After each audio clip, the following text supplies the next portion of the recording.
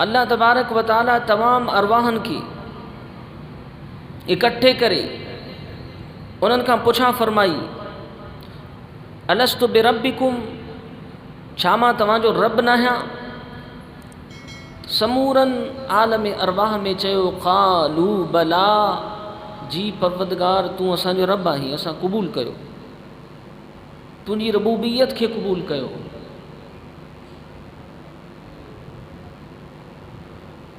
उन वक़्त अल्लाह रब्बुल आलमीन जी ज़ात व बरकात जेको हर चीज़ जो ख़ल्क़ींदड़ ख़ालिक मालिक रब आहे, जेके ग़ैब जा सभु ख़ज़ाना उन्हनि जो बि मालिक अल्लाह, उनखे त मालूम हो त हिननि में हाउ करण वारा केतिरा ई अहिड़ा आहिनि जेके इनकारी आहिनि। हाणे हिननि खे पकड़े करे आउं जहन्नम में कीअं विझां,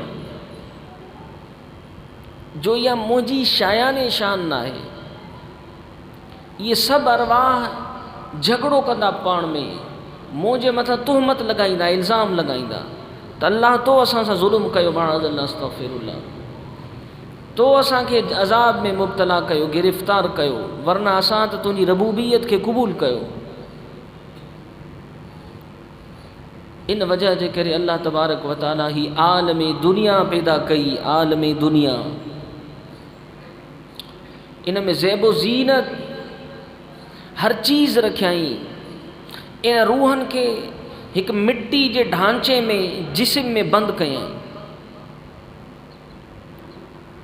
बशरियत जो हिकु मकान इन रूह खे अता कयई, उन रूह खे उन में मकान में बंदि करे क़ैद करे इन जहान में मोकिलियई।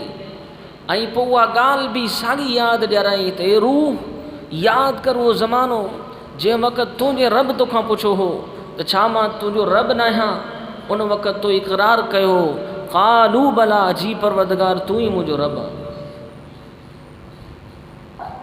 हाणे वला यज़लिमु रब्बुका अहदा, अल्लाह कंहिंसां ज़ुल्म नाहे कंदो। हाणे उन साॻी ॻाल्हि ते अचूं था रमज़ानुल मुबारक जे महीने ते, त रमज़ानुल मुबारक जो महीनो हिकु उहो बाबरकत महीनो आहे जंहिं महीने में सच्चा ऐं कूड़ा ज़ाहिर थींदा आहिनि।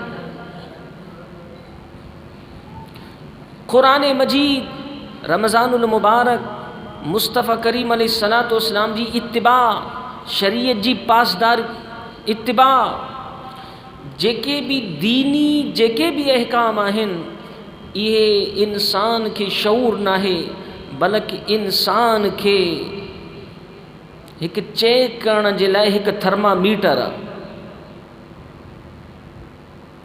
इंसान खे शऊर नाहे। रमज़ान, पंज गाना नमाज, अज़ान, ये सभु शयूं असांजे साम्हूं थींदियूं आहिनि। अल्लाह जो हुकुम थींदो आहे, पोइ जन चयो उते हा तूं ई असांजो रब आहे, त उन्हनि खे हुकुम आहे त अगरि मां तव्हांजो रब आहियां, तव्हां तस्लीम ऐं क़बूल कयो, त पोइ मुंहिंजे ई हुकुम जी इत्तिबा कयो, बदिले में मां अल्लाह तव्हांखे जन्नत अता फ़रमाईंदुसि। अल्लाहु अकबर। पोइ जन रूहनि में इख़लास हुयो, उन्हनि दुनिया में अची करे अल्लाह जे हुकुम खे क़बूल कयो, रमज़ानुल मुबारक जे रोज़नि खे क़बूल कयो, क़ुरान मजीद जी इत्तिबा ऐं फ़रमाबरदारी खे क़बूल कयो, आका करीम अलैहिस्सलातु वस्सलाम जी इत्तिबा ऐं फ़रमाबरदारी खे क़बूल कयो। अल्लाहु अकबर।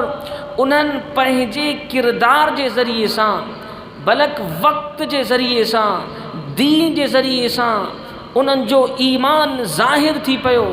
अल्लाहु अकबर। ऐं उहे मोमिन थी रहिया, मोमिन थी मुआ ऐं मोमिन थी उथंदा, मोमिन थी जन्नत में दाख़िल थींदा।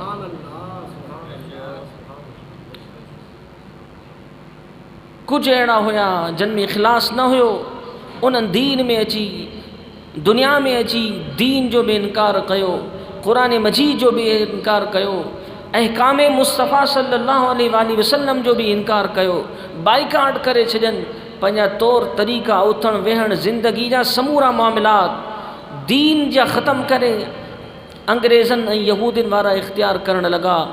अल्लाहु अकबर।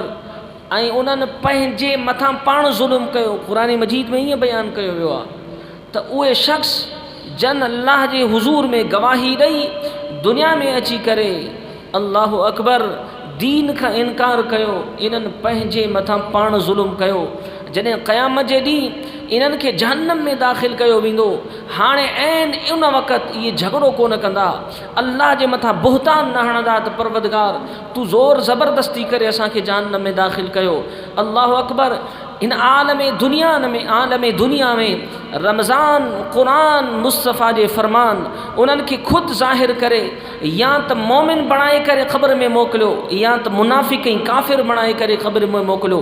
अगर मुनाफ़िक़ ऐं काफ़िर बणिजी करे कोई शख़्स क़ब्र में अल्लाह जी पनाह त उनजो ठिकाणो दोज़ख ऐं जहन्नम हूंदो। क़यामत जे ॾींहुं चीखो पुकार न कंदो त अल्लाह मूंसां ज़ुल्म कयो आहे, बल्कि ख़ुदि पाण गवाही ॾींदो त बेशक मां पंहिंजी जान सां पाण ज़ुल्म कयो। वला यज़लिमु रब्बुका अहदा।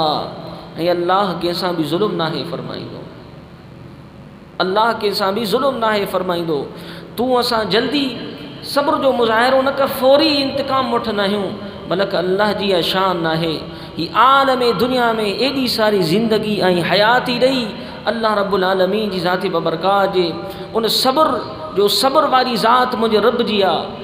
उन इंतज़ार कयो बंदे जो, ताकि बंदो पंहिंजे मथां पाण गवाह ऐं शाहिद थिए त मां मुजरिम ऐं कसूरवार आहियां।